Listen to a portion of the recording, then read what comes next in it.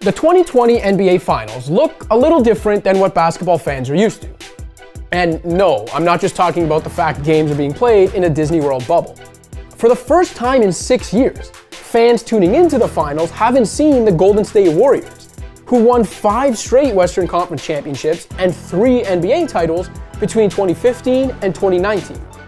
The injury-riddled Warriors won only 15 of 65 games to finish with the league's worst record in 2019-20. But given how things are shaping up, we're predicting the Warriors will rise from the dead and could once again be on basketball's biggest stage in 2021.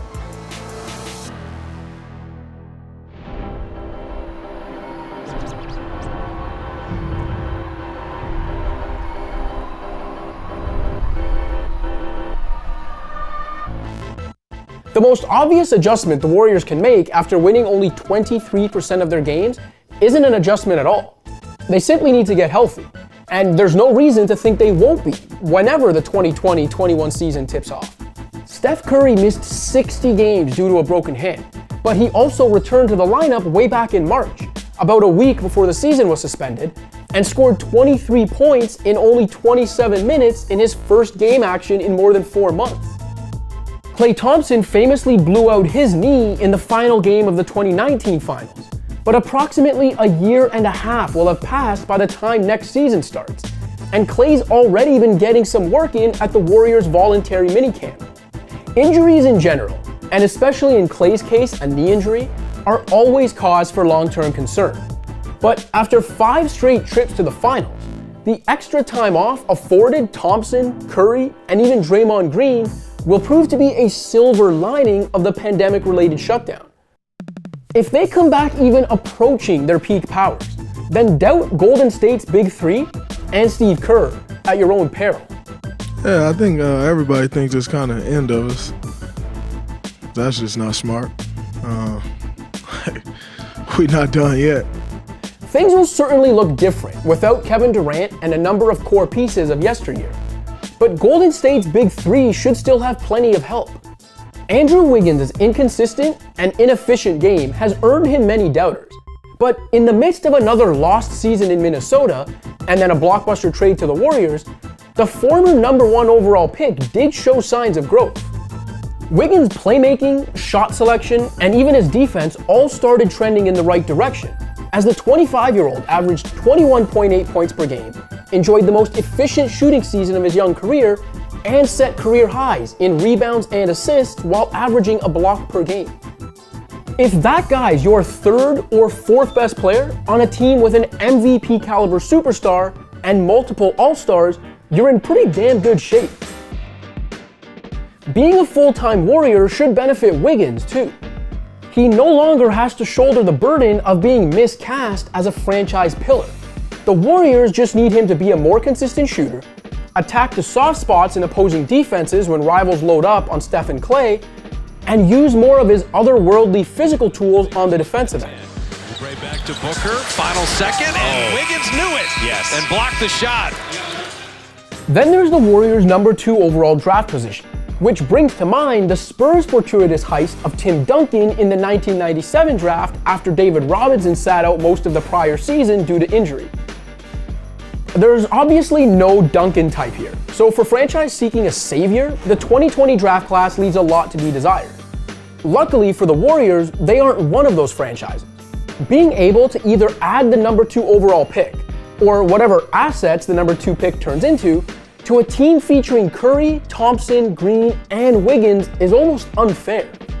Most of the hype surrounding Golden State owning a top 2 pick has been about whether the Warriors can use their asset capital to land yet another star. Between now and the draft, you better believe fans will be wearing out the trade machine.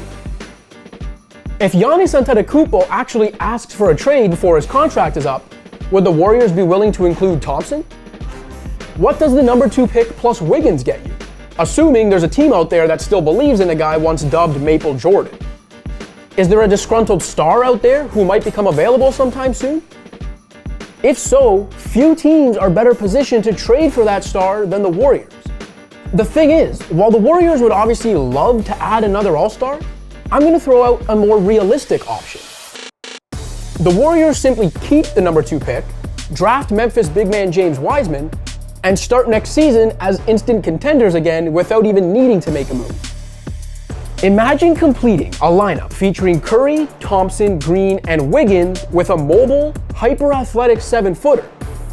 Wiseman would be a great pick-and-roll partner for any of the Warriors' playmakers, has the tools to be a versatile rim protector on the other end, and would demand attention down low. So far this game, Lomax for Wiseman, no, he got it back, he makes the bucket and draws the foul.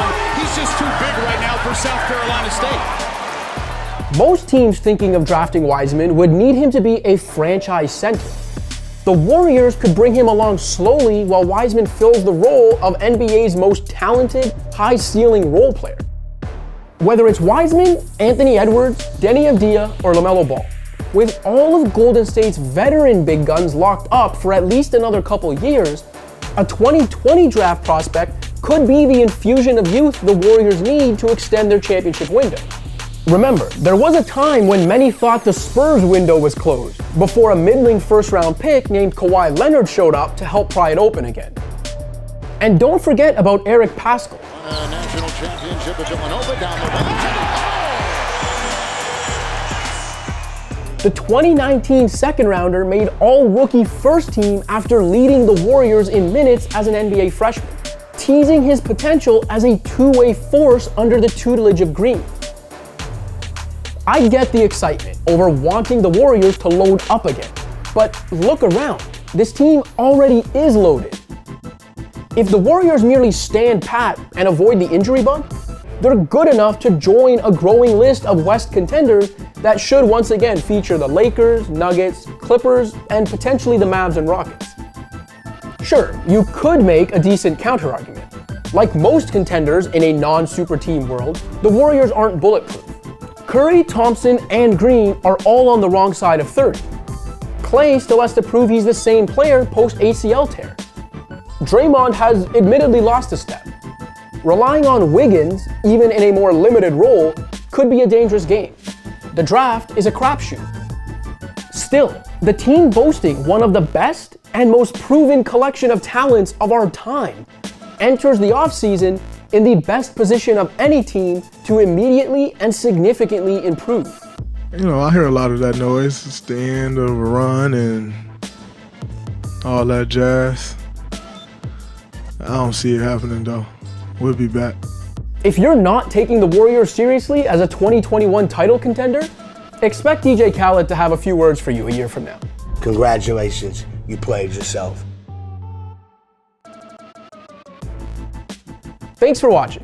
If you like this video and want to see more content like this, be sure to hit that subscribe button.